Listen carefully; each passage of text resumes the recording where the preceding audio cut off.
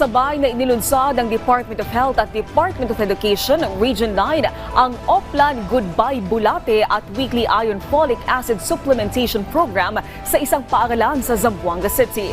May balitang pambansa si Justin Bulanod ng Radyo Pilipinas, Zamboanga. Ngayong National Deworming Month, sanipwersa ang Department of Health at Department of Education sa Zamboanga City sa kanilang Operation Purga.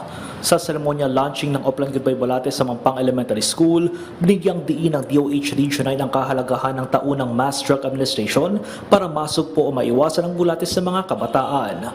So paano maiiwasan o masugpo ang bulate? No? STL debe kita ase. STL annual or every year kang kanda kita and harmonized scheduled mass drug administration. No? Kadali kita pampurga. So ang medisina kadali kita albendazole or mebendazole. No? From 1 to 19 years old.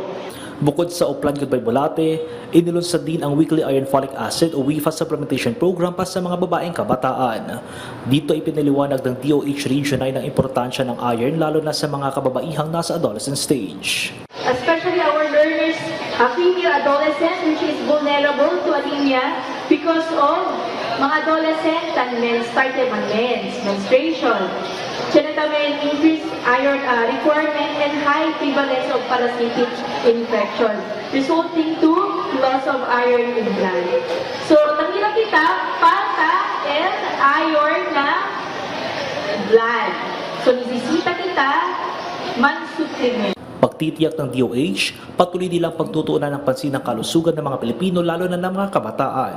Mula sa Radyo Pilipinas Zamboanga, Justin Bularon para sa Balitang Pambansa.